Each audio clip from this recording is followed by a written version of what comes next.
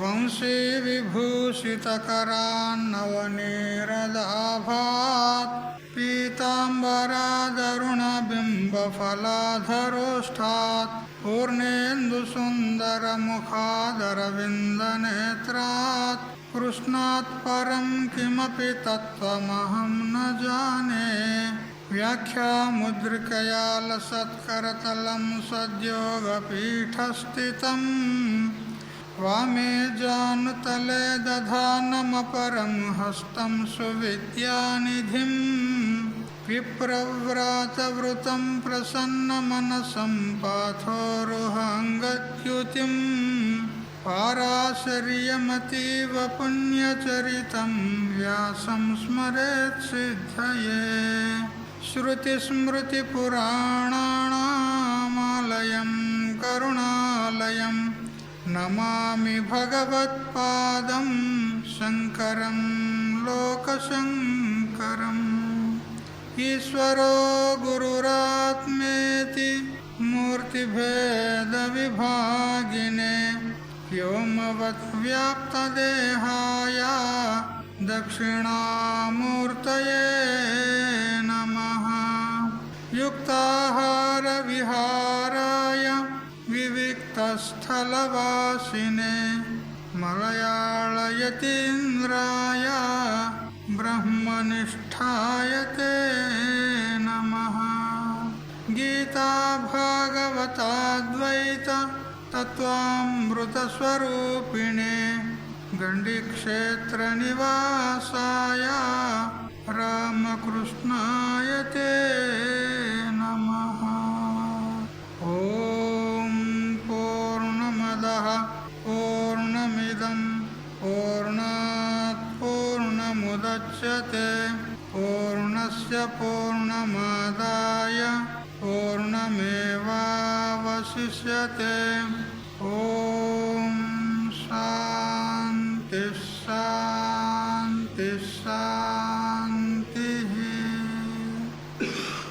స్వాంత పరికల్పిత బ్రహ్మాండాంతర్వర్తి సకల చరాచర ప్రాణికోట్ల యొక్క అసత్ జడ దుఃఖ మహాత్మకమైనటువంటి సకల ఉపాధుల కంటే విలక్షణమై సత్ చిత్ ఆనంద రూపం చేత స్వయం ప్రకాశమానమే వెలుగొందుతున్నటువంటి ప్రత్యేక భిన్న పరమాత్మకు సాష్టాంగ ప్రణమిల్లుతూ ఆత్మీయులారా, శ్రీమద్ భగవద్గీత 4వ అధ్యాయము జ్ఞానకర్మ సన్యాస యోగము 19 శ్లోకాల పర్యంతం తెలుసుకున్నాం. యస్య సర్వే సమారంభాః కామ సంకల్ప వర్జితాః జ్ఞానాగ్ని దగ్ధ కర్మాణం తమాహు పండితం బుధాః. ఎవరి యొక్క సమస్త కర్మలన్నీ కూడా కామము మరియు సంకల్పం చేత వర్జితమైనటువంటి ఉంటాయో, అంటే సకల కర్మలను ఏవైతే జ్ఞాని మహాత్ముడు చేస్తాడో అతడు ఆ కర్మలను ఏ విధమైనటువంటి కామన కోరిక లేకుండా చేస్తాడు. మరియు ఏ విధమైనటువంటి సంకల్పము మరియు ఫలాసక్తి ఏది లేకుండా ఎప్పుడైతే చేస్తాడో అటువంటి జ్ఞాని యొక్క సకల కర్మలన్నీ కూడా జ్ఞానం అనేటువంటి అగ్ని చేత దగ్ధమైపోతాయి. అటువంటి వానినే పండితుడు అని బుధులు విద్వాన్లు చెప్తున్నారు. జ్ఞానం చేత సకల కర్మలన్నీ కూడా నాశనమవుతాయి అన్నాడు. సకల కర్మలంటే ఏవేవి? కర్మలు మనకు 3 విధాలు ఉంటాయి. సంచిత కర్మలు, ఆగామి కర్మలు, ప్రారబ్ధ కర్మ 3 విధాలుగా ఉంటుంది. సంచిత కర్మలు అనంటే పూర్వజన్మల్లో మనం చేసినటువంటి కర్మలు. అవన్నీ కూడా మన యొక్క అజ్ఞానం యొక్క ఆవరణ విశిష్ట ఆశ్రితమై ఉంటాయి. మనకేదైతే స్వరూప అజ్ఞానం ఉందో ఆ అజ్ఞానంలో ఆవరణ శక్తి, విక్షేప శక్తి అని 2 శక్తులు ఉంటాయి. అందులో ఆవరణ శక్తి ఆశ్రయించుకొని ఈ సంచిత కర్మలన్నీ ఉంటాయి. అంటే పూర్వజన్మల్లో మనము చేసుకున్నటువంటి కర్మలన్నీ కూడా ఒక దగ్గర స్టోర్ అయి ఉంటాయి. ఈ విధంగా ఒక వ్యక్తి ఉన్నాడు అనుకో, అతడు పని చేసుకొని బ్రతికేవాడు, ప్రతిరోజు పని చేస్తూ ఉన్నాడు. అయితే పనికి పోయేటప్పుడు టిఫిన్ తీసుకొని పోతాడు మధ్యాహ్నం భోజనం చేయడానికి. పొద్దున్నే ఇంటి నుంచి వెళ్ళిపోతాడు పనికి. మరి మధ్యాహ్నం భోజనం చేయడానికి ఇంటికి రావడానికి దూరం ఉంది కాబట్టి అమ్మగారు పొద్దున్నే వంట తయారు చేస్తుంది. ఆయన డ్యూటీకి పోయేటప్పుడే ఆయన వెంటనే డబ్బా కట్టిస్తాడు. మధ్యాహ్నం పూట అక్కడ భోజనం చేస్తాడు, మళ్ళీ ఇంటికి తిరిగి వస్తాడు. ఇప్పుడు ఈరోజు అతడు ఏదైతే డబ్బా తీసుకుపోయాడో భోజనం మధ్యాహ్నం పూట కానీ డబ్బా తీసుకుపోయాడు, ఆ భోజనము ఈరోజు సంపాదించినటువంటి డబ్బులతో తయారు చేశారా ఆ భోజనం? ఇప్పుడు లోగా గత దినాల్లో అతడు సంపాదించిన డబ్బుతో ఈరోజు అన్నం తయారు చేసుకున్నారు వాళ్ళు, అంతే కదా. ఇప్పుడు ఈ అన్నము తినుకుంటూ పని చేసినాడు. ఈ పని చేస్తే వచ్చినటువంటి డబ్బు ఈరోజే అనుభవిస్తాడా? ఎందుకంటే వాడు ఈరోజు అయ్యాడు కదా, నెల రోజులకు ఇస్తాడు లేదా వారం రోజులకు ఇస్తాడు, అంటే ముందు అనుభవిస్తాడు. పూర్వం చేసినటువంటి ఏదైతే సంపాదన ఉన్నదో అందులో నుంచి కొంత భాగమే ఈరోజు ఉపయోగం చేసుకున్నారు వాళ్ళు, అంతే కదా. పూర్వం సంపాదించండి బాగానే వేలు లక్షలు ఉన్నాయి. ₹1,00,000 ఈరోజు ఒక్కరోజు ఖర్చు పెడతాడా? ఈరోజు వాళ్ళకి భోజనానికి ఎంత కావాలి? ఆ సంపాదించిన దానిలో కొంత మాత్రము ఈరోజు ఉపయోగం చేసుకుంటున్నాడు, ఈరోజు తింటున్నాడు. ఈరోజు తినుకుంటూ పూర్వం సంపాదించిన దానిలోనే కొంత భాగం తినుకుంటూ మళ్ళీ ఇప్పుడు కర్మ చేస్తే ఈ కర్మ ఫలము మళ్ళీ భవిష్యత్తులో అనుభవిస్తాడు కదా.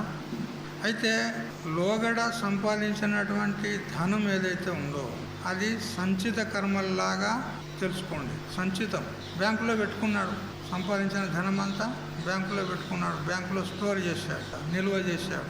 అదేమిటి? సంచిత కర్మ. ఇక ఆ సంచిత కర్మలో నుంచే కొంత భాగాన్ని ఈరోజు అనుభవిస్తున్నాడు. ఇదేమిటి? ప్రారబ్ధ కర్మ. ఇప్పుడు అనుభవిస్తున్నటువంటి ఏది? ప్రారబ్ధ కర్మ. మరి ఇప్పుడు వర్తమానం చేసేటువంటి ఏదైతే కర్మ ఉన్నదో అది ఆగామి కర్మ, భవిష్యత్తులో ఉపయోగపడుతుంది. అట్లా సంచిత కర్మ, ప్రారబ్ధ కర్మ, మరి ఆగామి కర్మ అని ఇట్లా 3 రకాల కర్మలు ఉంటాయి.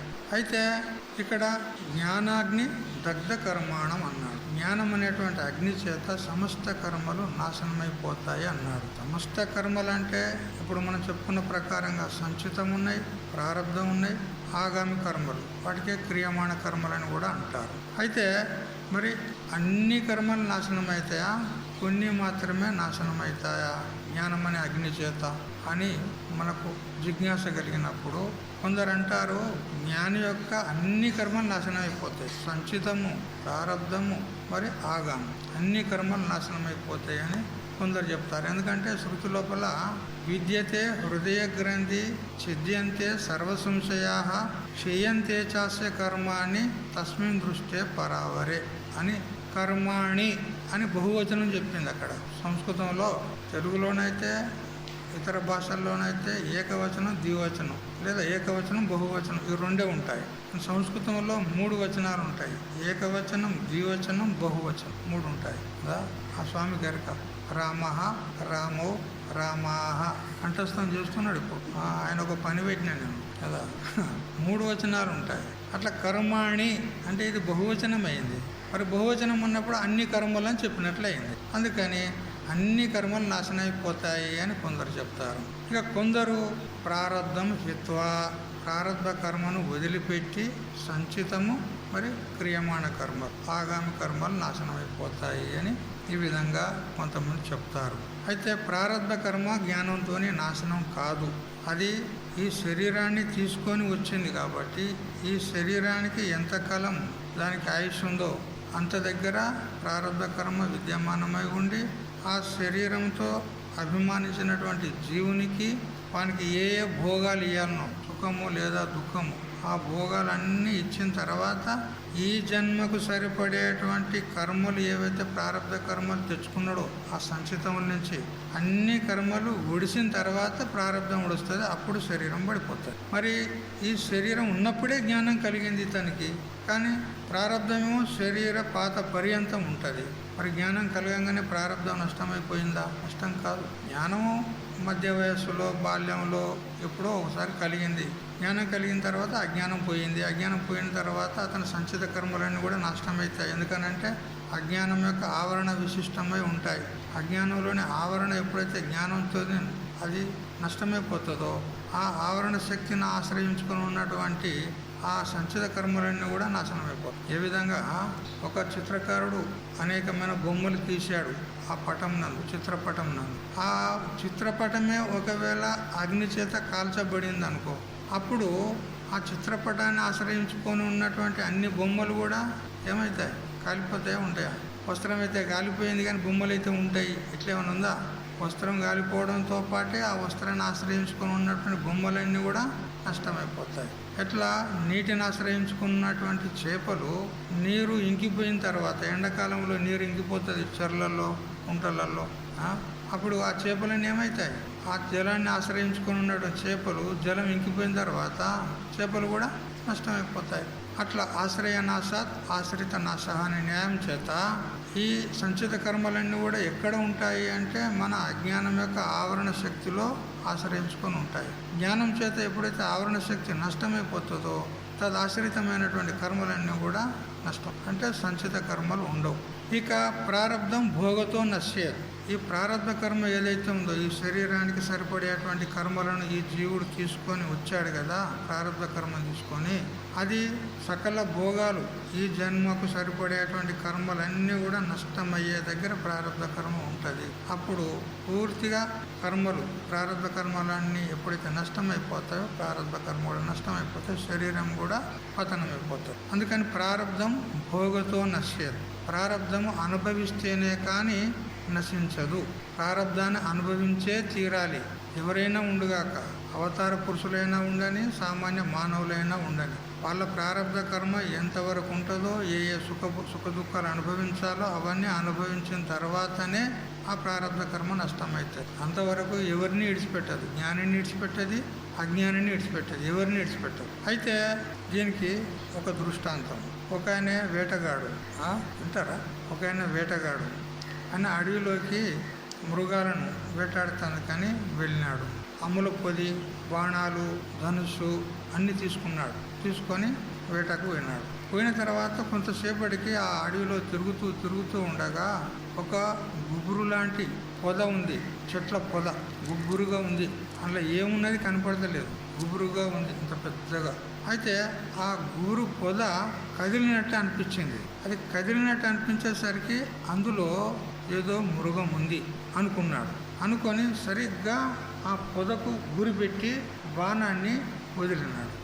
బాణము తన చేతిలో నుంచి ఇట్లా వదిలిండో లేదో, ఇంకా బాణము అక్కడి దగ్గర పోలే, వదిలినాడు, తన చేతుల నుంచి జారిపోయింది, ఇంకా ఆ లక్ష్యము పొద దగ్గరికి పోలే. అంతలో అక్కడి నుంచి ఒక ఆవు వచ్చింది. ఆ పొదలో నుండి ఆవు వచ్చింది. ఇప్పుడు ఏం చేయాలి? ఆవు చచ్చిపోతుంది కదా. బాణం అయితే వదిలిండు, తన చేతిలో లేదు. ఇప్పుడు లక్ష్యాన్ని గురిపెట్టి అయితే వదిలాడు. మరి ఇప్పుడు సరిగ్గా ఎక్కడ పోతుంది? ఇప్పుడు ఆ బాణం ఆవుకు తగులుతుందా లేదా? మరి ఆవుకు తగిలి ఆవు చచ్చిపోతే గోహత్య పాపం తగులుతుందా లేదా? అది చూసి ఈ వేటగాడు అనుకున్నా, అయ్యో అయ్యో అయ్యో గోవు చచ్చిపోయేటట్టున్నది, ఏ బాణమా ఆగు, ఏ బాణమా ఆగు అంటే అవుతుందా? ఆగదు. చూసారా? ఎందుకు? అది విడిచిపెట్టబడినటువంటి బాణం ఇప్పుడు నీ చేతిలో లేదది, నీ అధీనంలో లేదది. అదే అమ్ముల పొదిలో ఇంకా బాణాలు ఉన్నాయి, వాటిని అతడు ఏదైనా లక్ష్యాన్ని గురిపెట్టి వదిలితే వదలొచ్చు, లేకపోతే వదలకుండా ఉండవచ్చు. ఎందుకు? తన అధీనంలో ఉన్నాయి, అమ్ముల పొదిలో ఉన్నాయి. లేదా ఆ బాణం వదిలిన తర్వాత మరొక బాణాన్ని ఎక్కుపెట్టి ఉంచాడు, ఇది ఇంకా తన చేతిలో ఉంది, వదలలే. దీన్ని కూడా కంట్రోల్ చేయగలడు. వదిలితే వదలొచ్చు, లేకపోతే దాన్ని ఉపసంహారం చేసుకోవచ్చు. కానీ వదలబడినటువంటి బాణం ఉందే, దాన్ని ఎవరు ఆపలేరు. అదేవిధంగా జ్ఞానోదయాత్ పురారబ్ధం కర్మ జ్ఞానాన్ననశ్యతి అదత్వా స్వఫలం లక్ష్యం ఉద్దిశ్యోత్సృష్ట బాణవత్. చూడు, ప్రారబ్ధానుసారంగా శరీరం వచ్చింది మనకు. మన ఆయుష్ యొక్క సగభాగంలోనే జ్ఞానం అయ్యింది అనుకో, ఇంకా సగం ఆయుష్ మిగిలి ఉంది. ఇప్పుడు ఆ సగం ఆయుష్ పూర్తి అయ్యేంత వరకు కూడా శరీరం ఉంటుంది, ప్రారబ్ధం ఉంటుంది. అది మాత్రం జ్ఞానం కలిగినా కానీ నష్టం కాదు. జ్ఞానం కలిగింది కానీ, జ్ఞానం కలిగినా కానీ దాన్ని భోగం ఇచ్చేంత వరకు అది మాత్రం నష్టం కాదు. విడిచిన బాణం వల్ల ఉంది అది, దాన్ని ఎవరు ఆపలేరు. ప్రారబ్ధం భోగతో నశ్యేత్. ప్రారబ్ధాన్ని అవతార పురుషులైనా సరే, సామాన్య మానవుడైనా సరే, దేవతలైనా రాక్షసులైనా వారి ప్రారబ్ధాన్ని అనుభవించి తీరాల్సిందే. అది విడిచిన బాణం ప్రారబ్ధం. ఇక అమ్ముల పొదిలో కొన్ని బాణాలు ఉన్నాయి కదా, అవి సంచిత కర్మల వలె ఉన్నాయి. వాటిని అతడు ప్రహారం చేయొచ్చు లేదా చేయకుండా ఉండవచ్చు. ఇక ఆ విడిచిన బాణం కాక మరొక బాణాన్ని ధనుసుకు ఎక్కుపెట్టి ఉంచాడు, దాన్ని కూడా తను కంట్రోల్లో పెట్టుకో. ఇవి రెండు ఎట్లున్నాయంటే సంచితము ఆగామి కర్మల్లాగా ఉన్నాయి. అయితే ఇవి సంచిత కర్మలు అజ్ఞానం యొక్క ఆవరణ శక్తి విశిష్టంలో ఉన్నాయి కాబట్టి జ్ఞానం చేత ఆవరణ నష్టమైపోయిన తర్వాత సంచిత కర్మలు నష్టమైపోతాయి. ఇక ఆగామి కర్మలు జ్ఞాని ఈ జన్మలో చేసినటువంటి కర్మలు ఏవైతే ఉన్నాయో వాటికి వ్యవస్థ చేయబడింది ఉన్నది. ఏమనంటే ఈ జన్మలో చేసినటువంటి కర్మలు, జ్ఞాని కర్మలు ఏవైతే ఉన్నాయో అవి జ్ఞాని ఈ జన్మలో పుణ్యకర్మలు కూడా చేసి ఉండవచ్చు, పాపకర్మలు కూడా గడించి ఉండవచ్చు. జ్ఞానం కలిగిన తర్వాత కూడా పాపం జరుగుతుందా జ్ఞాని చేత అంటే చెప్పడానికి రాదు. జ్ఞానం కలిగిన తర్వాత కూడా జ్ఞాని పాపం చేస్తాడా చెప్పడానికి రాదు. చెయ్యాలని బుద్ధి మాత్రం లేదు, చెయ్యడు. కానీ అకస్మాత్తుగా తనకు తెలియకుండా కొన్ని పాపాలు జరిగితే దానికి ఇవ్వడేమంటారు? పాపాలు జరుగుతాయి కదా, నడుస్తుంటే చీమలు కాళ్ళ కింద పడి చచ్చిపోతాయి. పాపం జరిగిందా లేదా? కదా, దోమల్ని చంపుతుండ్రు ఇక్కడ, దోమల్ని. పాపం జరిగిందా లేదా? పాపమా కాదా? పాపమే అది. మరి ఇట్లాంటి పాపాలు జరిగినాయి అనుకో, మరి వాటి సంగతి ఏంది? ఏదైనా కర్మ అనుభవించకనైతే తీరదని చెప్పింది ఉన్నది. ప్రారంధం అయితే అనుభవించి తీరుతాడు, అది వచ్చింది, మన పాలిటికి వచ్చింది, అనుభవించి తీరాలి. మరి ఇప్పుడు ఈ ఆగామి కర్మలు, ఈ వర్తమాన జన్మలు చేసిన కర్మల సంగతి ఏంది అంటే శాస్త్రం దానికి ఒక వ్యవస్థ చేసింది. ఏమనంటే జ్ఞానిని ఎవరైతే నిందిస్తారో, జ్ఞానిని ఎవరైతే ద్వేషిస్తారో లేదా పీడిస్తారో వాళ్లకు ఆ జ్ఞాని చేసినటువంటి పాపకర్మ వానికి పోతుంది. ఎవడైతే నిందిస్తాడో వాని పాపం అయితే వానికి ఉండే ఉన్నది, ఈయన పాపం కూడా అతనికి పోతుంది, అనుభవిస్తాడు. ఇది సత్యము, వాస్తవం. జరిగిన ఘటన ఒకటి చెప్తా. మా గురువు గారు సోలాపూర్లో ఆయనే ఒక పల్లెటూరికి పోయాడు. వాళ్ళు ఏదో సత్సంగం ఉన్నది రమ్మని పిలిస్తే పల్లెటూరికి పోతే సత్సంగం చేసిన తర్వాత ఇక భోజనం టైం అయ్యే దగ్గర ఏం చేసేది ఉన్నది అని తన శిష్యులను తీసుకున్నాడు. అరే అట్లా కొంచెం అట్లా తిరిగొద్దాం పదరా, అన్ని చేనులు ఉంటాయి కదా, పంట చేనులు ఉంటాయి, మంచిగా పచ్చగా పంట చేనులు ఉంటాయి, కొంచెం మనసుకు ఆనందంగా ఉంటుంది, కొంచెం అట్లా తిరిగినట్టు కూడా అయితే కొంచెం వ్యాయామం కూడా అవుతుంది కాళ్ళకు, పద అని శిష్యులను వెంట పెట్టుకొని అలా పోతూ ఉన్నాడు. పోతూ ఉంటే ఒక చెరుకు చేను కనపడింది. చెరుకు వేసినాడు. చెరుకులో కూడా రెండు రకాలు ఉంటాయి. బెల్లానికి ఉపయోగపడేటువంటి చెరుకు ఉంటుంది, కొన్ని వెంటనే తిని రసం చేసుకొని తాగేటువంటి చెరుకు తీయగా ఉంటుంది, చాలా మధురం ఉంటుంది. చెరుకు అంటే మొదలే మధురం ఉంటుంది, అందులో ఇది మహా తీపి ఉంటుంది. అట్లాంటి చెరుకు కూడా కనపడితే ఈ మహాత్ముడు అన్నాడు, అరే 2 చెరుకులు తీసుకురా పోరా. గురువుగారే శిష్యులకు చెప్పిండు, 2 చెరుకులు తీసుకురా. ఎంతో పెద్ద ఎన్నో ఎకరాల కొద్ది ఉన్నది, 2 చెరుకులు తెచ్చుకుంటే ఏం నష్టం అయ్యేది ఉన్నది వాంది, 2 చెరుకు గడ్డలు తీసుకురా అని అన్నాడు. అంటే శిష్యులు పోయినరు, 2 అనక్కడ 4 తీసుకున్నారు. ఇక శిష్యులు కదా, వాళ్ళు ఉన్నారు కదా, వాళ్ళకు కూడా కావాలి కదా. అయితే 4 తీసుకున్నాడు. తీసుకొని వెనక్కి వస్తూ ఉండగా యజమాని ఎదురయ్యాడు. ఏయ్ పోనా కసాల కాళ్ళ అని అన్నాడు. అంటే వాళ్ళు అన్నారు, అయ్యా మా గురువుగారు తెమ్మన్నారు, ఏదో తినడానికి అని తెమ్మన్నాడు. వాడెవడు గురువు, వాడేం ఎటువంటి మూర్ఖుడు, ఇతరుల యొక్క సొమ్ము తినవచ్చా, వాడెట్లా జ్ఞాని, వాడెట్లా మహాత్ముడు, తిట్టాడు ఆ మహాత్ముడిని.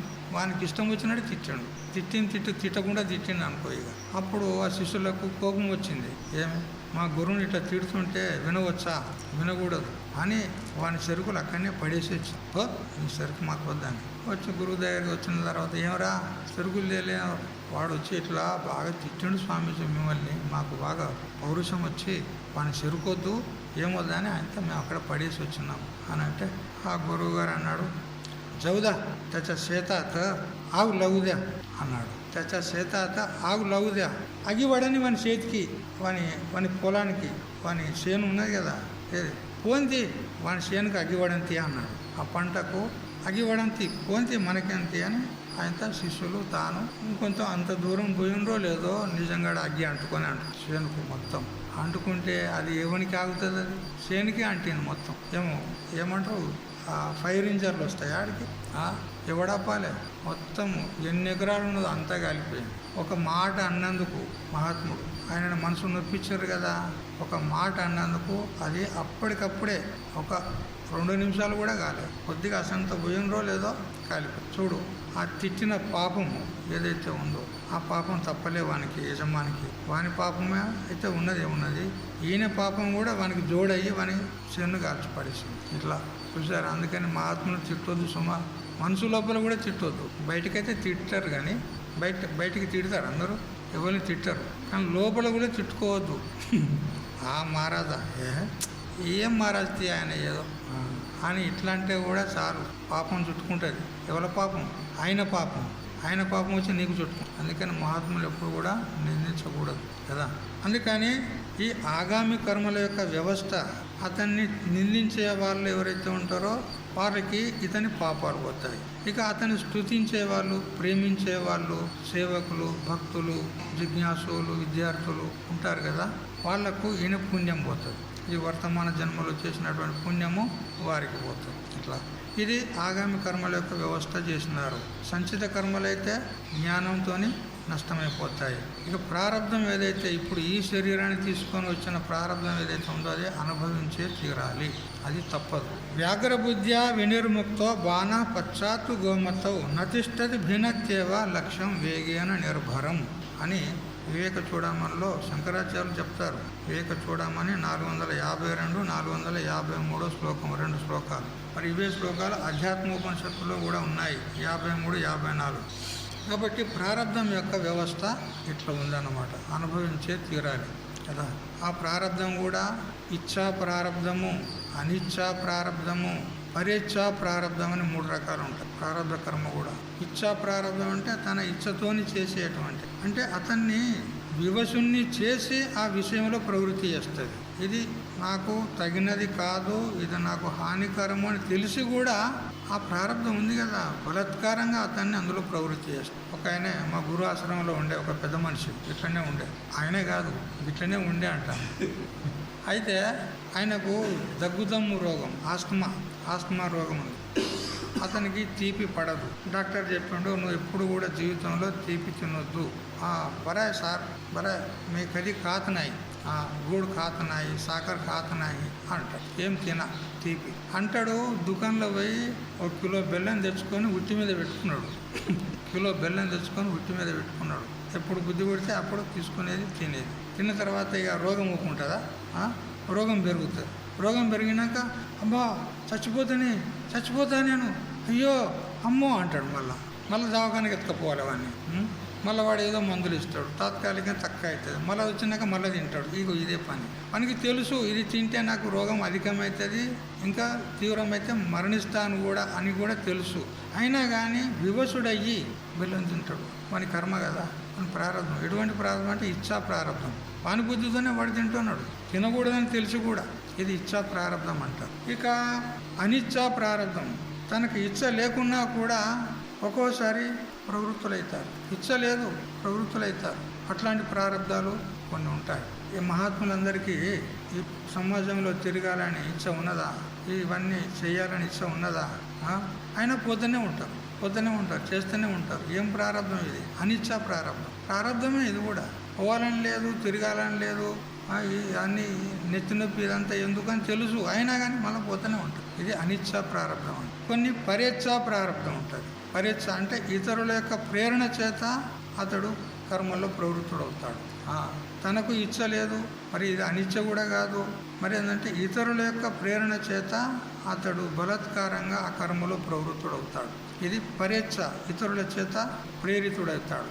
ఈ విధంగా 3 రకాల ప్రారంభం ఉంటుంది. అందులో కూడా మళ్ళీ తీవ్రము, తీవ్రతరము, మందము అని ఇట్లా 3 రకాలు ఉంటుంది. మంద ప్రారంభం ఉంటుంది, తీవ్ర ప్రారంభం ఉంటుంది, తీవ్రతర ప్రారంభం ఉంటుంది. అయితే మంద ప్రారంధాన్ని, తీవ్ర ప్రారంధాన్ని కించిత్ ఏదైనా జప హోమ సురార్చన అని చెప్పిన ప్రకారంగా భగవన్ నామస్మరణతోనో సత్కార్యాలతోనో కొంచెము ఆ ప్రారంధాన్ని కొద్దిగా క్షీణింపజేయడానికి వస్తుంది.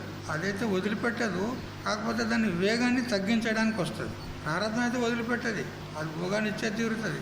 కాకపోతే అది దాని వేగాన్ని తగ్గించడానికి వస్తుంది భగవన్ నామస్మరణ చేత మొదలైన వాళ్ళ చేత. సిద్ధారూఢ స్వామి చరిత్రలో ఒక ఘటన, ఒక కథ. నీలాగానే ఒక అమ్మగారు ఉండే, పెద్ద మనిషి, నీ లెక్కనే ఉండే. అయితే ప్రతిరోజు కూడా సిద్ధార్థ స్వామి దగ్గరికి సత్సంగానికి పోయేది. ఇట్లే మనం ఎట్లా సత్సంగం చేసుకుంటాం, స్వాముల వారు కూడా ప్రతిరోజు సత్సంగం చెప్పేది, పొద్దున సాయంత్రం. ఇక ఆమెకు ప్రతిరోజు కూడా స్వామి దగ్గరికి పోవాలి, సత్సంగం వినాలి తప్పకుండా, ఒక్కరోజు కూడా తప్పేది లేదు. అట్లా నియమబద్ధంగా ప్రతిరోజు కూడా వచ్చి వింటూ ఉండేది. ఒకనాడు పోతూ ఉంటే ఒక రాయి తాకి ఆమె పడిపోయింది. పడిపోగానే ఆమె పడంతో ఆ అడ్డదిడ్డంగా పడ్డది కాబట్టి కాలు ఎరిగింది.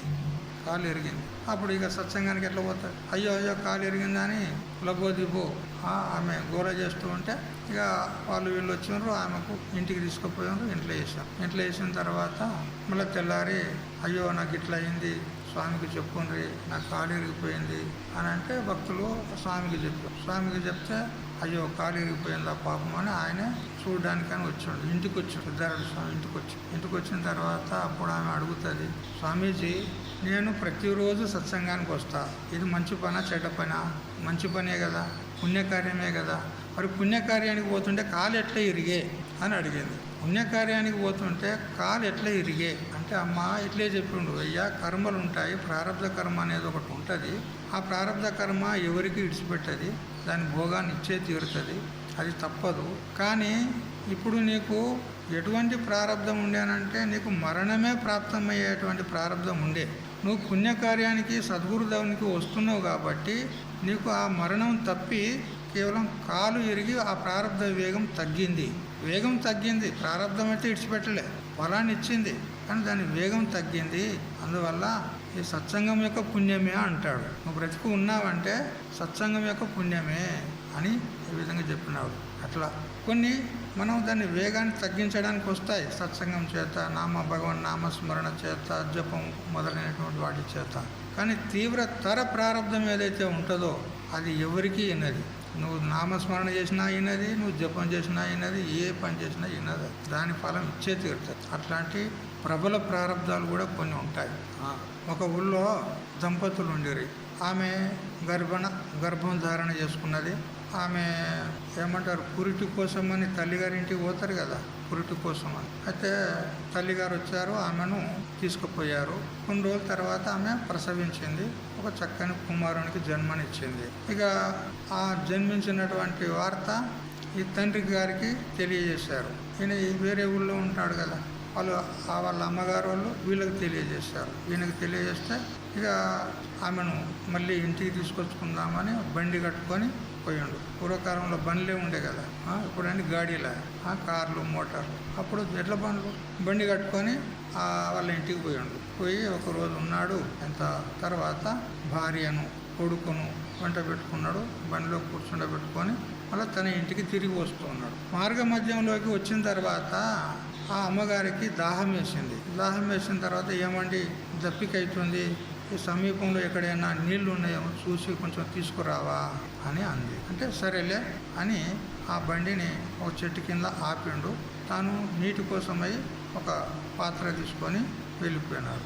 ఆయన వెళ్ళిపోయిండో లేదో దూరం అక్కడ పోయిండు, ఏమో కంటికి కనపడకుండా జర దూరం పోయిండు. ఇక్కడ కొందరు దొంగలు వచ్చి వాళ్ళ దగ్గర ఉన్నటువంటి అన్నీ మొత్తం ఏమో సామాన్లు ఉన్నాయో అన్నీ కూడా దోచుకున్నారు. ఆయనతో వాళ్ళు వెళ్ళిపోయినాక కాసేపటికి ఒక వర్తకుడు, వైశ్యుడు అంటారు కదా, వర్తకుడు వస్తున్నాడు. వచ్చేసరికి ఇంతలో ఈ అమ్మగారు ఏం చేసిందనంటే, అయ్యో ఈయన రాకపోయే ఏమి అని కొంచెం చూస్తా అని కొంచెం ఎడమయ్యి కొద్దిగా అట్లా పక్కకు జరిగి చూసేసరికి ఇక్కడ వచ్చి ఆ వర్తకుడు ఏం చేశాడు, ఈ బండి కాడ ఎవరు లేరు, తల్లి లేదు, ఎవరు లేరు, ఈ పిల్లగాడు అనాథుడు ఉన్నాడు అనుకొని ఆ పిల్లవాడిని ఎత్తుకొని పోయాడు.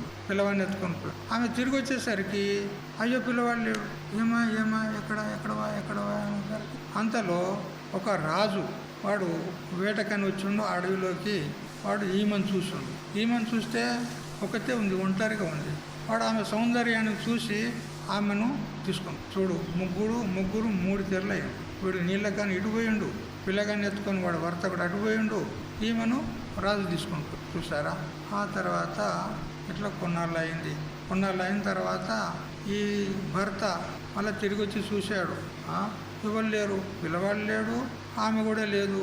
అయ్యో ఎక్కడ బా అని ఇక వాడు ఊరూరు తిరుక్కుంటా వెతుకుతూ ఉన్నాడు. ఇక వాడు బిచ్చగాడ అయిపోయాడు అనుకోండి.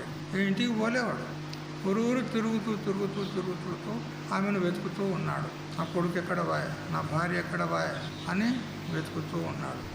వెతుకుతూ ఉండగా ఈ రాజు ఆమెను తీసుకుపోయాడు కదా.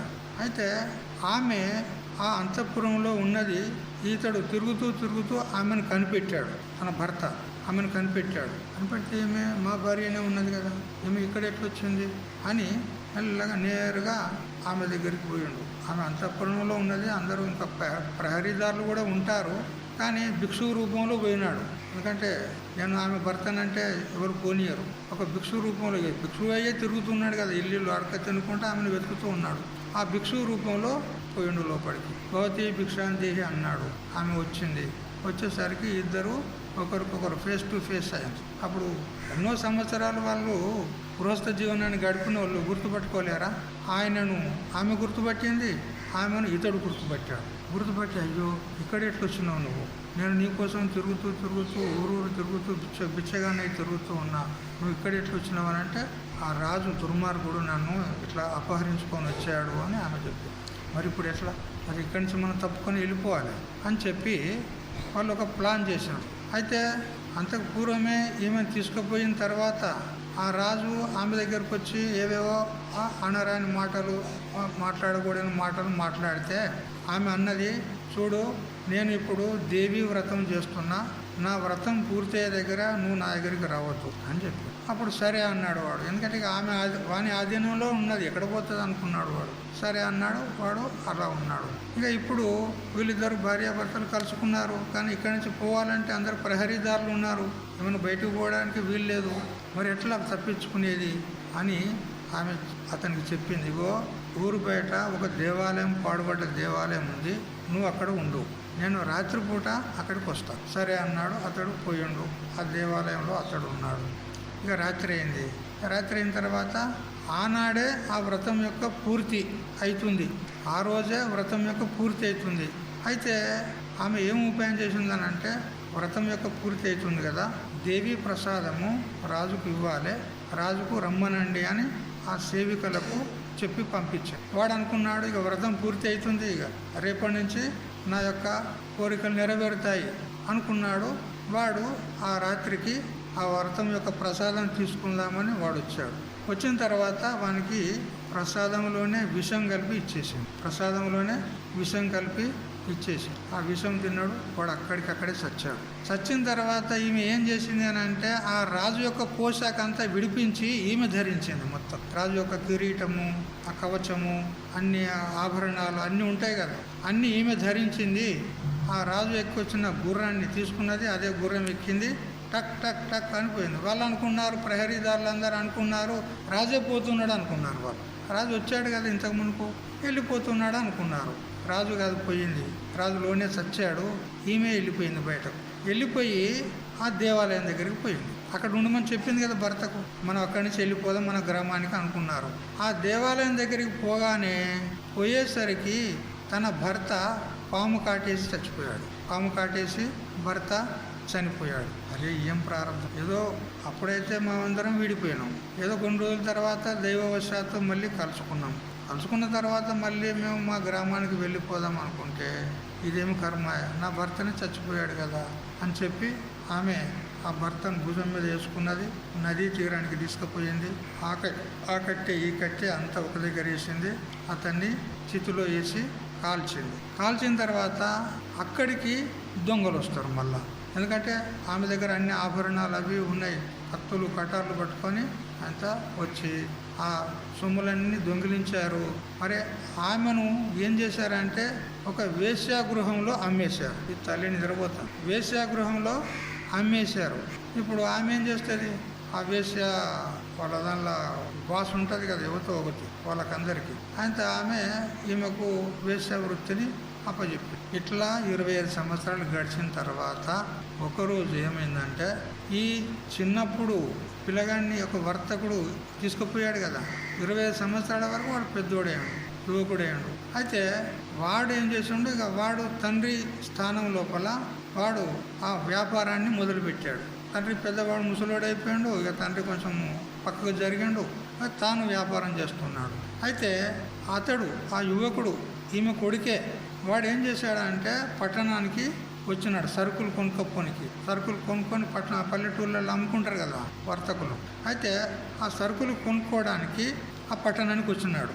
పట్టణానికి వచ్చి వాడు యువకుడు కాబట్టి కొంచెం విలాసాల కోసం వాడు కొద్దిగా మనసు పడి ఈ వేశ్యాగృహానికి వచ్చినాడు. వేశ్యాగృహానికి వచ్చి ఆ వేశ్య లోపల ఎవరైతే బాస్ ఉన్నదో ఆమెకు అడిగినారు, నాకు ఈరోజు వినోదంగా ఉండేది ఉన్నది ఇక్కడ అని అంటే, సరే ఉండు డబ్బులు ఇయ్య అన్నది కదా. డబ్బులు తీసుకున్నది. డబ్బులు తీసుకొని ఈమె దగ్గరికే పంపించింది వాడిని. సరిగ్గా తల్లి దగ్గరికే పంపించింది. ఇప్పుడు ప్రారంభం ఎట్లా ఉన్నది కదా. ఎప్పుడైతే ఆ పిల్లవాడిని అయితే ఈ 25 ఏళ్ళ నుంచి అయితే చూడలే ఈమెను అతడు చూడలే, అతన్ని ఈమె చూడలే.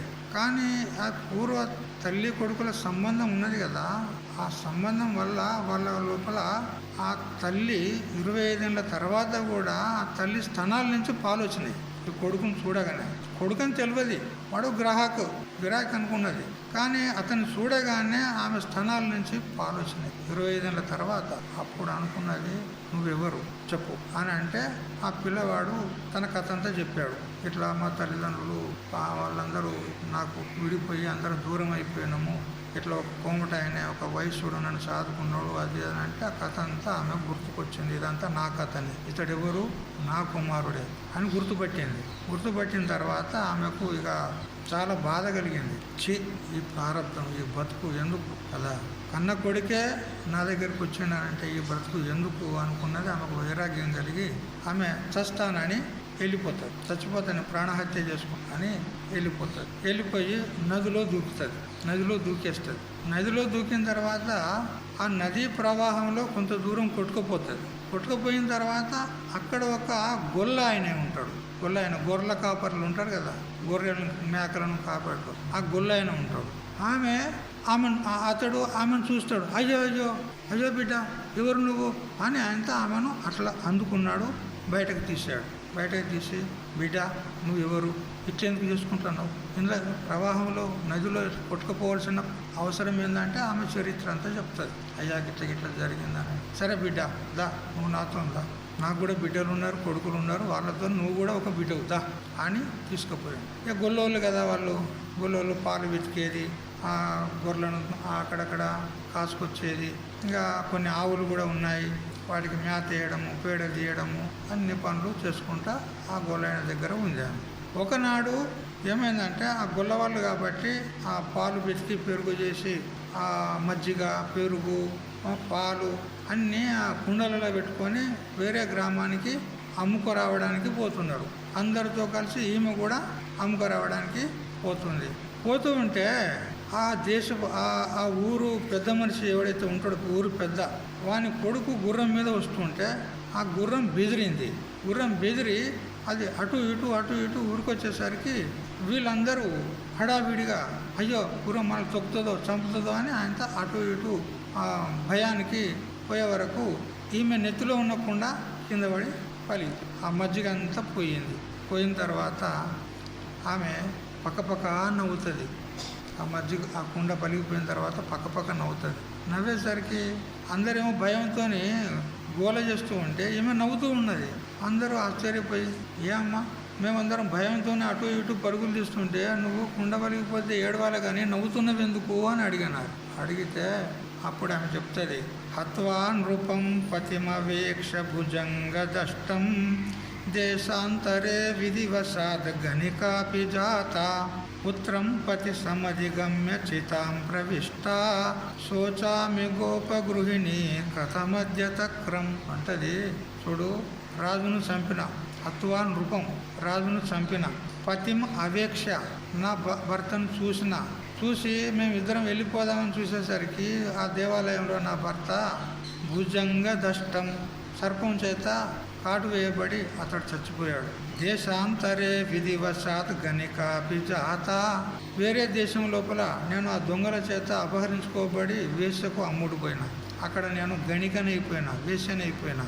పుత్రం పతి సమధిగమ్య, అక్కడ నా పుత్రుణ్ణే పతిగా పొందిన. అక్కడ ఇక వాడు వచ్చినోడు గ్రహకు కదా, ఆ క్షణకాలం ఎందుకు కాదు, వాడు ఒక పతిలాగా వ్యవహారం చేస్తాడు. నా పుత్రుణ్ణే పతిలాగా పొందిన. ఆ తర్వాత నాకు వైరాగ్యం కలిగి చితాం ప్రవిష్ట, నేను చచ్చిపోతానని, చితిలో పడి చచ్చిపోతానని చితి పేర్చుకొని చావడానికంటే ఆ నదీ ప్రవాహంలో మళ్ళీ కొట్టుకొని వచ్చిన. ఇక్కడ ఇప్పుడు మీ దగ్గరకు వచ్చిన గోప గృహిణి కదా, గోపికల ఇళ్ళల్లో వచ్చి ఇప్పుడు ఈ తక్రం అంటే ఈ చల్ల మజ్జిగ దీన్ని అమ్మడానికి వస్తే ఇప్పుడు ఈ కుండ వలిగిపోయింది. ఇప్పుడు నా జీవితాన్ని అంతటిని గుర్తు చేసుకుంటే నాకు నవ్వు వచ్చింది కదా. చూడు ప్రారంధం అనేది ఎట్లా ఉంటుంది చూడు, ఎక్కడి నుంచి ఎట్లా తింపుకొచ్చింది.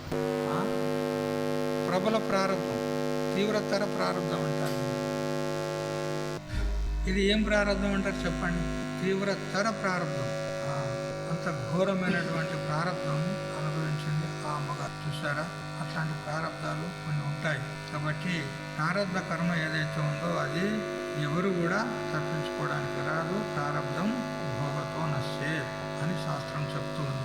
అయితే ఇక్కడ జ్ఞానాగ్ని సర్వకర్మాణి అని ఏదైతే ఈ శబ్దం వచ్చింది కదా, దాని మీద ఇంత విచారణ జరిగింది. కర్మలు అంటే ఎన్ని రకాలు ఉంటాయి, ఏ ప్రకారాలు ఉంటాయి అని చెప్పుకున్నాం. ఇక్కడ కర్మాణి అనేది బహువచనం కాబట్టి అన్ని కర్మలు నాశనం అవుతాయి అని కొందరు అంటారు. లేదు, ప్రారంధాన్ని వదిలిపెట్టి సంచితము ఆగామి కర్మలు అవి నాశనం అవుతాయని కొందరు అంటారు. ఈ ప్రకారంగా కర్మ వ్యవస్థ ఉంటుంది. ఆ కర్మలు కూడా నిత్య కర్మలు, నైమిత్తిక కర్మలు, మరి కామ్య కర్మలు, నిషిద్ధ కర్మలు అని అనేక రకాలుగా ఉంటాయి.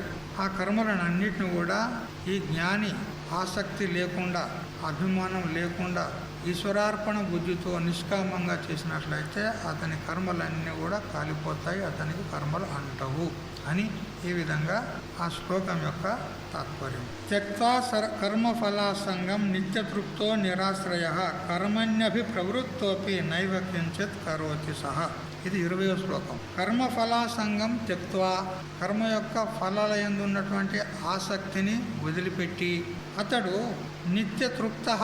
నిత్యతృప్తుడయ్యి నిరాశ్రయుడయ్యి కర్మలయందు ప్రవృత్తుడైనప్పటికీ కూడా అతడు సహా కించిత్ నైవ కరోతి, అతడు ఏమి కూడా చెయ్యనివాడే, కర్మలన్నీ చేస్తూ కూడా ఏమి చెయ్యనివాడే. ఎందుకు అంటే కర్మఫలాన్ని ఆశించడు, కర్మఫలాల యొక్క ఆసక్తి లేదు. మరి నిత్యతృప్తుడు ఉన్నాడు, అతనికి ఇంకా నేనేదో పొంది నేను తృప్తిని పొందాలి అనేటువంటి అపేక్ష ఏం లేదు. అతడు నిత్యతృప్తుడు ఉన్నాడు కదా. కడుపు నిండా తిన్నటువంటి వానికి ఇంకొక లడ్డు తిను అంటే తింటాడా? కడుపు నాదయ్యా, నీది కాదు, కడుపు నాది, తింటినంటే భుక్తాయాసం అవుతుంది, అందుకని వద్దంటాడు కదా. డబ్బులు ఇచ్చారనుకో, 1 కోటి రూపాయలు నీకు ఇంకొక 1,00,000 రూపాయలు ఇస్తా అంటే ఏమంటావు? 1,00,000 ఏందయ్యా, 2,00,000 ఇయ్య అంటావు కదా. కానీ కడుపు నిండా భోజనం పెట్టి ఇంకొంచెం ఒక బుక్క తిన్నంటే వద్దు అంటావు. తేడా ఏంది చెప్పు? అన్నం పెట్టి కడుపు నిండా పెట్టి ఇంకొక బుక్క తినంటే వద్దంటావు. 1 కోటి రూపాయలు ఇచ్చి మరొక 1,00,000 ఇస్తా అంటే 1,00,000 ఏందా, ఇంకో 1 కోటి ఉన్నదేమి ఇయ్య అంటావు. చూసావా?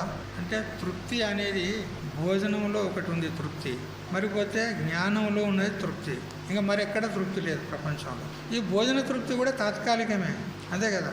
ఈ పూటకు తిన్నావు, మరి పూటకు మళ్ళీ కావాలంటేనే ఉంటుంది, అంతే కదా. ఇది తాత్కాలిక తృప్తి. కానీ జ్ఞానం చేత ఏ తృప్తి ఉందో అది శాశ్వతమైనటువంటి తృప్తి. ఇంకా అతనికి ఏమీ అవసరం లేదు, ఇది కావాలి అనేటువంటి అపేక్ష అతనికి ఉండదు. నిత్య తృప్తుడు ఉంటాడు. ఎందుకంటే తన యొక్క స్వరూపభూత ఆనందాన్ని, బ్రహ్మానందాన్ని అనుభవిస్తుంటే ఇంకా క్షుద్రానందాలు, ప్రాపంచికమైనటువంటి నీచమైనటువంటి అల్పమైనటువంటి ఆనందాలు కావాలని కోరతాడా? అమృతం దాగినోడు గంజి కావాలంటాడా? కాదు. బ్రహ్మానందం కంటే అధికమైన ఆనందం మరొకటి లేదు. అటువంటి ఆనందాన్ని తను అనుభవిస్తున్నప్పుడు మళ్ళీ ఇంకో క్షుద్రానందం వైపు అతడు తొంగి చూస్తాడా? చూడడు. జ్ఞానామృతేన తృప్తస్య కృతకృత్యశ్చ యోగినః నైవాస్తి కించిత్ కర్తవ్యం అస్తి చేత్ న సతత్వవిత్ అని చెప్పి, జ్ఞానం అనేటువంటి అమృతం చేత నిత్య తృప్తుడై అతడు ఉన్నప్పుడు అతనికి ఇంకొకటి వస్తువు కావాలని, ఇంకో విషయం కావాలని, నాకు ఈ ఆనందం కావాలని అతనికి ఏ అపేక్ష ఉండదు. ఇంకా వేరే కర్తవ్యం కూడా అతనికి ఉండదు. నిత్య తృప్తుడే ఉంటాడు, ఆనందంగా ఉంటాడు. ఏది ప్రాప్తం ఉంటే దాన్ని అనుభవిస్తాడు, ప్రాప్తం లేకపోతే కావాలని కోరడు. అట్లా ఉంటాడు. ఉన్నదానితో తృప్తిగా ఉంటాడు. యదృచ్ఛ లాభ సంతుష్ట ద్వంద్వాతీతో విమత్సర. యాదృచ్ఛికంగా దైవికంగా ప్రారంధానుసారంగా ఏం ప్రాప్తమవుతుందో దాంతో తృప్తిగా ఉంటాడు. అంతేగాని ఇది కావాలి అది కావాలి అనేటువంటి విషయాలను అమ్మకమ్మటి తినాలని కోరడు. ఇది చెయ్యి అది చెయ్యి అని ఈ విధంగా కోరడు. ఎంత ఉంటే అంత, ఏముంది పెట్టు అంతే. ఇట్లా ఉంటాడు నిత్య తృప్తుడు కాబట్టి. మరి నిరాశ్రయుడు అంటే విషయాలను ఆశ్రయించి విషయాలకు లోబడి వాటికి అధీనమై ఉండడు. ఎవరికి కూడా అధీనమై ఉండడు జ్ఞాని. ఏ వ్యక్తికి కానీ ఏ వస్తువు కానీ అతడు అధీనమై ఉండడు, స్వతంత్రుడు ఉంటాడు. కౌపీనవంత కలుభాగ్యవంత బస్ అంతే. ఆయన దగ్గర ఏమీ లేదు, కౌపీనం తప్ప ఏమీ లేదు. కానీ అతని అంత భాగ్యవంతుడు ఎవడు లేడు. ఏ ఇంద్రుడు కూడా లేడు. ఆ ఇంద్రుడు కూడా దరిద్రుడు. ఇంద్రుడు కూడా దరిద్రుడు. వాడు నిజంగా వాడు నిత్య తృప్తుడైతే మళ్ళీ ఈ అహల్య దగ్గరికి ఎందుకు వచ్చిందో ఆ దరిద్రుడు. శశీదేవి ఉన్నది, రంభ, ఊర్వశి, మేనక, తిలోత్తమ అంతమంది ఉన్నారు వాడు విలాసాలు చేయడానికి. మళ్ళీ ఇక్కడికి రావాల్సిన అవసరం ఏంటి? వాడు దరిద్రుడు కాదు. కానీ జ్ఞాని ఏ ఇంద్రునికి, చంద్రునికి, ఏ బృహస్పతికి, ఏ బ్రహ్మదేవునికి దొరకనటువంటి ఆనందాన్ని అనుభవిస్తాడు జ్ఞాని. ఆయన దగ్గర ఏమీ లేదు కానీ ఆ బ్రహ్మానందాన్ని అనుభవిస్తాడు. అతని వంటి భాగ్యవంతుడు ఇంకోడు లేడు. నచేంద్రస్య సుఖం కించిత్ న సుఖం చక్రవర్తిన సుఖమస్తి విరక్తస్య మునేర్ ఏకాంతవాసం. ఆ ఏకాంతవాసి అయినటువంటి ఆ బ్రహ్మజ్ఞాని అనుభవించేటువంటి సుఖంను ఏ ఇంద్రుడు అనుభవించాడు, ఏ చక్రవర్తి అనుభవించాడు, ఏ బృహస్పతి బ్రహ్మదేవుడు ఎవడు అనుభవించాడు. అటువంటి ఆనందాన్ని అనుభవిస్తాడు జ్ఞాని. ఎందుకు? నిత్య తృప్తుడు. నిరాశ్రయుడు ఉన్నాడు, ఏ సుఖం యొక్క ఆధీనంలో లేడు, ఏ వస్తువు యొక్క ఆధీనంలో లేడు, ఏ వ్యక్తి యొక్క ఆధీనంలో లేడు, ఏ కర్మ యొక్క ఆధీనంలో లేడు, స్వతంత్రుడు ఉన్నాడు. ఇట్లా జ్ఞాని ఏ కర్మల చేత కూడా అంటబడడు. మరియు నిత్య తృప్తుడై నిరాశ్రయుడై ఉండి కర్మల్లో ప్రవృత్తుడు అయినప్పటికీ కూడా, ఇప్పుడు మనం చెప్పుకున్నాం కదా, ప్రారంధం అనేది ఒకటి ఉంటుంది. ప్రారంధం ఉన్నంత వరకు శరీరం ఉంటుంది. శరీరం ఉన్నంత వరకు దీనికి భోజనాది వ్యవహారాలు, స్నానాది వ్యవహారాలు ఇవన్నీ కూడా చేసుకోవాలి. ఆ కర్మలన్నీ చేసుకుంటూ ఉంటాడు. కానీ అతడు ఏ కర్మ చేత అంటబడడు. మరి ఏం చేస్తున్నాడు? కర్మ చేస్తున్నట్టు మనకు అనిపిస్తుంది. అతడు కర్మ చేస్తున్నట్టు మనకు అనిపిస్తుంది, కానీ అతడు కర్మ చేయడు. ఎందుకు? చేస్తున్నట్టుగా అభిమానం అతనికి లేదు. శరీరము, ఇంద్రియాలు, మరి అంతఃకరణము, ప్రాణము, ప్రారంధము ఇవన్నీ కర్మలు చేసుకుంటున్నాయి. చేసుకొని నేను సాక్షిని ఉన్నాను. అధిష్టానం తథా కర్త కరణంచ పృథక్ విధం వివిధాశ్చ పృథక్ చేష్ట దైవం చైవాత్ర పంచమం. కర్మలు ఎక్కడ జరుగుతున్నాయనంటే శరీరం ద్వారా, ఇంద్రియాల ద్వారా, చిదాభాసన ద్వారా, అంతఃకరణం ద్వారా, మరి ప్రారంధము, ప్రాణాలు వాటి ద్వారా కర్మ జరుగుతుంది. నేను సాక్షిగా ఉన్నాను. నాకేమి వీటితో సంబంధమే లేకపోతే కర్మలతో నాకేం సంబంధము? శరీరంతోనే నాకు సంబంధం లేదు, కర్మలతో నాకేం సంబంధం అని ఈ విధంగా కర్మలు వ్యవహారం చేస్తూ ఉంటాడు. చూడ్డానికి ఇతరులకు కర్మ చేసినట్టు వలె అనిపిస్తాడు, కానీ అతడు ఏ కర్మ చెయ్యడు. సరే, లోకోద్ధరణ కోసం, లోక సంగ్రహం కోసము కర్మలు చేస్తాడు. పెద్ద పెద్ద యాగాలు కూడా చేయవచ్చు. కానీ అతనికి మాత్రము అభిమానం లేదు, కర్తృత్వ భావం లేదు. అందువల్ల ఏ కర్మల చేత అతడు అంటబడడు అని చెప్పినాడు. తర్వాత నిరాశీర్యత చిత్తాత్మ, చదవండి. త్యక్త సర్వ పరిగ్రహ శరీరం కేవలం కర్మ కుర్వన్నాప్నోతి కిల్బిషం. నిరాశీహి అంటే ఏ ఆశ లేనివాడయి, యత చిత్తాత్మ అంటే మనోనిగ్రహం కలవాడై, త్యక్త సర్వ పరిగ్రహ సకల పరిగ్రహము అంటే వస్తు సముదాయాన్ని అంతటిని కూడా వదిలిపెట్టాడు. కేవలం శారీరం కర్మ. అయితే ఈ దేహధారణకు కావలసినటువంటి ప్రారబ్ధానుసారంగా భోజనం చేయడము, స్నానం చేయడము, వస్త్రాలు ధరించుకోవడము మొదలైనటువంటి ఏవైతే కర్మలు ఉన్నాయో అవి మాత్రం కూడా చేస్తూ ఉంటాడు. కానీ అతడు చేసినటువంటి కర్మల యొక్క సంబంధము, లేపము అతనికి ఉండదు. అతని ద్వారా కానీ ఒక్కోసారి పాపకర్మ కూడా జరగవచ్చు. తనకు తెలియకుండానే కొన్ని పాపకర్మలు జరిగిపోతాయి. పాపమే జరగవచ్చు, పుణ్యమే జరగవచ్చు. ఆ పుణ్య పాపాల చేత అతడు అంటబడడు. ఎందుకంటే అతడు జ్ఞాని ఉన్నాడు, నిత్యతృప్తుడు ఉన్నాడు. అతనికి శాస్త్రమే వదిలిపెట్టింది, రిటైర్మెంట్ ఇచ్చేసింది. ఇక నువ్వు ముక్తుడు అయిపోయి పో, ఇక నీకేం సంబంధం లేదు, ఈ ప్రపంచంతో కానీ ప్రాపంచిక కర్మలతో కానీ ఏం సంబంధం లేదని వదిలిపెట్టింది. అతనికి ఇక విధానం చేసేటువంటి వాడు, అతని అజమాయిషీ చేసేటువంటి వాళ్ళు, శాసనం చేసేవాళ్ళు ఎవరూ లేరు. అటువంటి స్థితిని పొందుతాడు అని చెప్పాడు. లౌకికమైనటువంటి భోగ వస్తువుల పైన వానికి ఎట్టి ఆకాంక్ష ఉండదు. లౌకిక భోగ వస్తువులు అంటే శబ్ద, స్పర్శ, రూప, రసగంధాది విషయాలు, నువ్వు రోజు ఉపయోగం చేసుకున్నటువంటి విషయాలు ఏవైనా ఉండుగాక వాటి యందు ఆకాంక్ష ఉండదు. ఇంద్రియ సుఖాలకు అతడు లోబడడు కదా. ఇంద్రియ సుఖాలు అంటే కన్నుతోని మంచి దృశ్యాన్ని చూసి ఆనందపడము, చెవులతోని మంచి శ్రావ్యమైనటువంటి శబ్దాన్ని విని ఆనందపడము, నోటితోని కమ్మకమ్మటి తిని ఆనందపడము, మంచి పట్టె మంచము, పరుపులు, మెత్తగా స్పంజి ఇట్లా అంటే ఊగుతాడు, అట్లాంటి పట్టె పరుపులు, మంచాలు, ఇవన్నీ వాటిని ఏం ఆశించాడు. అతడు ఆ నేల మీద పడుకుంటాడు అంతే. ఇట్లాంటి బల్ల ఉంటే చాలు. మలయాళ స్వామికి ఇట్లాంటి బల్ల మీదనే పడుకునేవాడు ఎప్పుడు. దాని మీద ఇట్లాంటి ఒక వస్త్రం మాత్రం వేసుకునేవాడు, పరుపులు గిరుపులు ఏవీ లేవు. అట్లా ఉండేవాడు మలయాళ స్వామి. చివరికి ఆ పీఠ మీదనే, ఆ బల్ల మీదనే శరీరాన్ని వదిలిపెట్టాడు చివరికి. కాబట్టి మనము ఇంద్రియాల ద్వారా పొందేటువంటి సుఖాలు ఇవి అన్నమాట. శబ్ద, స్పర్శ, రూప, రస, గంధ ఇవన్నీ. అత్తర్లు, సెంట్లు కొట్టుకుంటారు కదా, కిస్ కొట్టుకుంటారు కదా ఇట్లా కదా, అవన్నీ అపేక్షించాడు అతడు. అవన్నీ ఎందుకు కొట్టుకుంటారంటే ఈ పాడు శరీరం కంపు కొడుతుందని కొట్టుకుంటారు. అది తాత్పర్యం అదన్నమాట, కంపు. అందుకని కొట్టుకుంటారు. సరాయి తాగినోడు ఇట్లాంటి పెద్దల దగ్గరికి వచ్చి మాట్లాడాలంటే వానికి భయం అవుతుంది. ఎందుకంటే కంపు వాసన వస్తుంది కదా.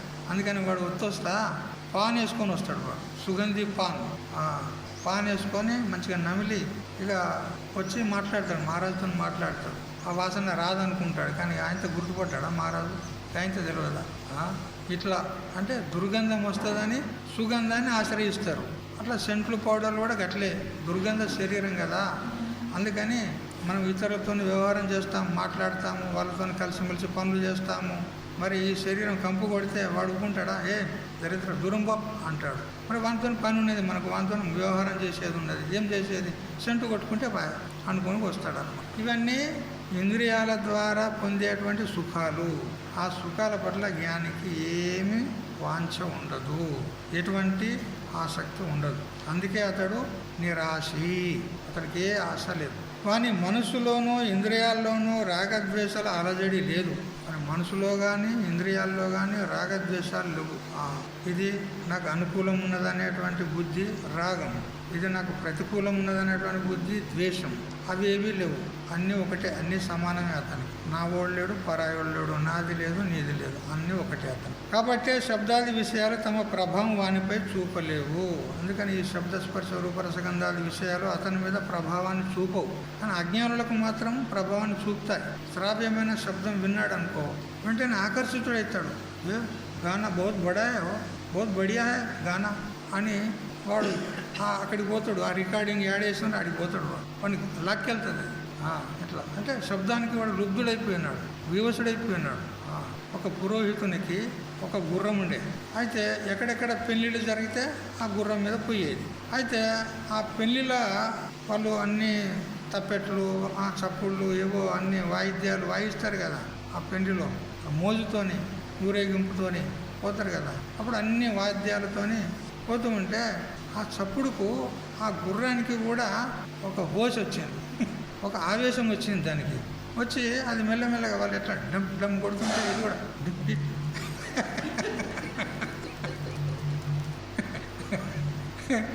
అది కూడా ఎగరడం నేర్చుకున్నది. అది కూడా ఇక వాళ్ళు ఎట్లా వాయిద్యాలు వస్తుంటే ఇక అట్లా వస్తుంది అట్లా. అంటే ఇప్పుడు అది శబ్దానికి ఏమైంది? వశగతం అయిపోయింది. చూడు, ఇక పశువు శబ్దానికి వశమైపోతే ఇక మనిషి తెలియకల్లోడు గాయంత వశగతుడు కాడా. వీడు ఇట్లా శబ్దానికి లోనైపోతాడు అన్నమాట. అలా శబ్దము, స్పర్శము, అలా మంచి మంచి పరుపులు అవి ఉండాలి, మంచిగా సుఖంగా హాయిగా పడుకోవాలని ఇట్లాంటి విషయాలకు జ్ఞాని లోబడడు అంటాడు. జ్ఞాని అటువంటి వాడికి లోబడడు. ఎందుకు? అతడు యతచిత్తాత్ముడు ఉన్నాడు. తన చిత్తాన్ని, తన మనస్సును తన అదుపులో పెట్టుకున్నాడు. ఎంత మంచి ఆహ్లాదకరమైనటువంటి ఆకర్షణీయమైనటువంటి దృశ్య వస్తువులు కనపడ్డా కానీ వాటికి ఆకర్షితుడు కాడు, భయపడు. మరి కావాలని వాటి యందు ఆసక్తి పెట్టుకోడు. ఏ విధమైనటువంటి చలనం అతనిలో ఉండదన్నమాట. ఏ విధంగా శుకుని దగ్గరికి రంభ వచ్చి ఎన్నో హావభావ విన్యాసాలు చూపెట్టింది, అతన్ని పడగొట్టాలని, బోల్తా కొట్టాలని ప్రయత్నం చేసింది. కానీ ఆయన మాత్రం చెల్లించలేదు, అట్లే ఉన్నాడు. అది జ్ఞాననిష్ట, జీవన్ముక్తుని యొక్క అవస్థ, బ్రాహ్మీ స్థితి అంటే గట్ల ఉంటుంది. చూసారా, ఎంత అతన్ని చెల్లింపజేయడానికి ఎన్నో ప్రయత్నాలు చేసింది, కానీ అతడు మాత్రము కదలలేదు. అదే విశ్వామిత్రుని దగ్గరికి మేనక వస్తే అయిపోయా, కదిలిపోయాడు అంతే. ఇది జ్ఞాని అజ్ఞాని యొక్క అవస్థ గిట్లా ఉంటుంది. కాబట్టి ఏ వస్తువునందు కూడా అతనికి మమకార బుద్ధి ఉండదు. భోగ వస్తువులు ఏవైతే సామగ్రులు ఉన్నాయో వాటిని సమకూర్చుకోవాలనేటువంటి బుద్ధి ఉండదు. మనకు ఆ బుద్ధి ఉంటుంది. ఏది మంచిగా కనపడితే అది ఇంట్లోకి రావాలి అంతే. బజార్లోకి పోయినప్పుడు ఏది సూపర్ మార్కెట్కి పోతాం కదా మనం, సూపర్ మార్కెట్కి పోతే అన్నీ మంచి మంచి వస్తువులు కనపడతాయి. అయిపోయి వాటిని చూసినారంటే ఆ వస్తువు మన ఇంట్లో వచ్చి ఉండాలి అంతే. ఇది సంగ్రహ బుద్ధి, దీన్ని పరిగ్రహం అంటారు. అనేక వస్తువులు తెచ్చి పెట్టుకుంటారు, ఇంట్లో సందు ఉండదు అనుకో, అట్లా పెట్టుకుంటారు. పుట్టియే మరి చూడడానికే పెట్టుకుంటారు అంతే. అవి తినడానికి ఉపయోగపడేవి కూడా కావు. డబ్బులన్నీ ఖర్చు పెడతారు, తెచ్చి పెట్టుకుంటారు, అన్నీ సంగ్రహం చేసుకుంటారు. ఇది ఇటువంటి సంగ్రహ బుద్ధి జ్ఞానికి ఉండదు. భోజనానికి కూడా సంగ్రహం చేయడండి అతడు. ఈ పూటకు ఉన్నదా చాలా అంతే. రేపటిది విచారం చేయడు. అయ్యో రేపటికి ఎట్లా, రేపటికి కూడా ఉంటే బాగుండు కదా, ఓ 5-6 కిలోలు ధాన్యం తెచ్చి పెట్టుకుందాము, బియ్యం తెచ్చి పెట్టుకుందాము అనడు. అట్లా నిస్పృహుడే ఉంటాడు. భిక్షకు పోతే కూడా ఇప్పుడు భిక్ష యొక్క నియమం ఏంటంటే 7 ఇండ్లు అడగాలి, 7 ఇండ్లకు దాటి ముందుకు పోవద్దు, 8వ ఇంటికి పోవద్దు. ఇంకా పరివ్రాజకునికైతే 5 ఇండ్లే చెప్పింది ఉన్నది, 5 ఇండ్లకే పోవాలి.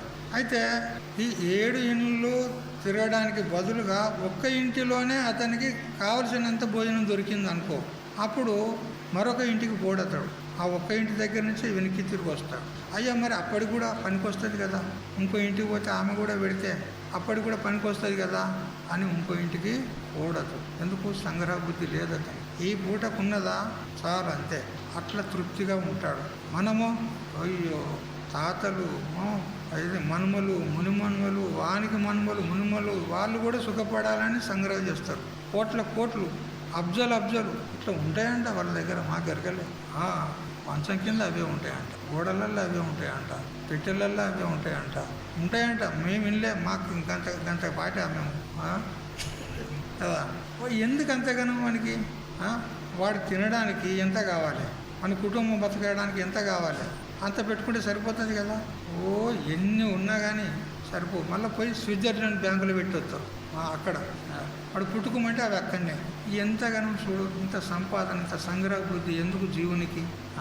బ్రతకడానికి ఎంత కావాలో అంత పెట్టుకో, వద్దని చెప్పలే శాస్త్రం. కానీ అధికంగా పెట్టుకోవడం ఇది సంగ్రహ బుద్ధి. అటువంటి బుద్ధి జ్ఞానికి ఉండదు. యదృచ్ఛ లాభ సంతుష్ట, ఎంత దొరికితే గంతలోనే తృప్తిగా ఉంటాడు. ఇది ఈ విధంగా అతనికి ఎన్ని విశేషణాలు ఇచ్చినాము? నిరాశీహి, యతచిత్తాత్మ, మరియు త్యక్త సర్వ పరిగ్రహ, 3 విశేషణాలు ఇచ్చినాం.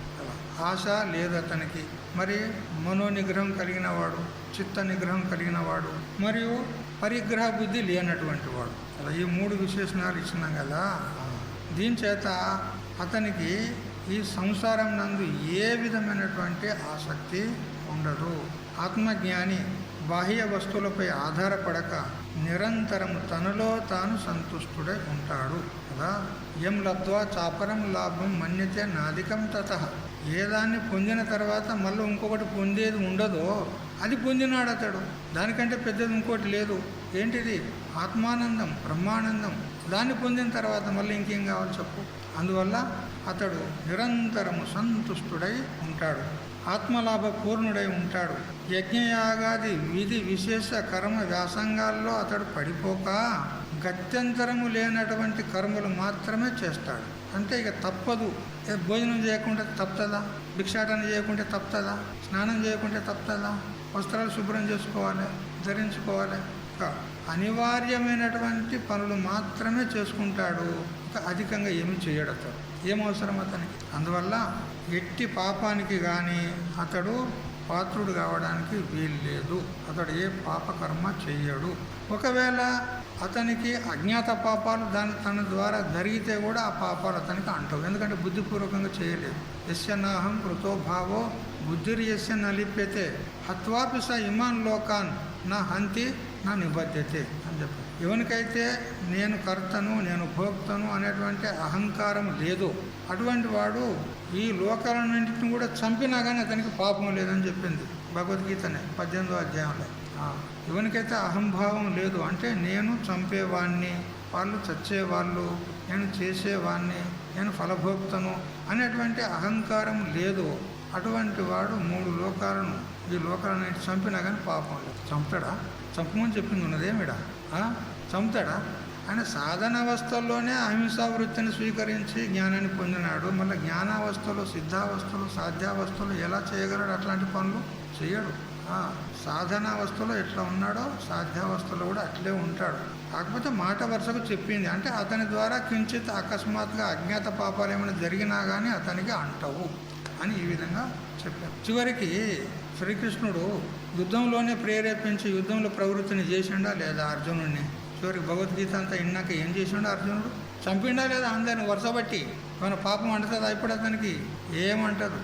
అందుకే చెప్పినాడు హత్వాపసయమం లోకాన్ అన్నాడు. ఎందుకు? జ్ఞానాన్ని పొందినాడు. నేను కర్తని కాదు, భోక్తని కాదు, నేను చంపేటోని కాదు, చచ్చేవాడు ఎవడు లేడు, నాకంటే రెండో వస్తువు లేనే లేదు, ఇదంతా మిథ్యా ఉన్నది అని తెలుసుకొని చేసిన తర్వాత అతనికి ఏమీ పాపం అంటదు అని ఈ విధంగా మనము ఈ కర్మల గురించి బాగా విచారం చేసినాం ఇవాళ కదా. తర్వాత జ్ఞాని యొక్క అవస్థా విశేషాన్ని కూడా మనం తెలుసుకున్నాం. జీవన్ముక్తుడు ఎలా ఉంటాడు అది కూడా మనం తెలుసుకున్నాము. ఇంకా ఆ జ్ఞాని గురించే భగవంతుడు 2 శ్లోకాల్లో స్తుతి చేసి ఆ తర్వాత వేరే ప్రసంగంలోకి పోతాడు. అది సాయంత్రంలో తెలుసుకుందాం. హరి ఓం తచ్చత్. ఓం సహనావతు సహనౌ భునక్తు సహ వీర్యం కరవావహై తేజస్వినావధీతమస్తు మా విద్విషావహై. ఓం శాంతి శాంతి.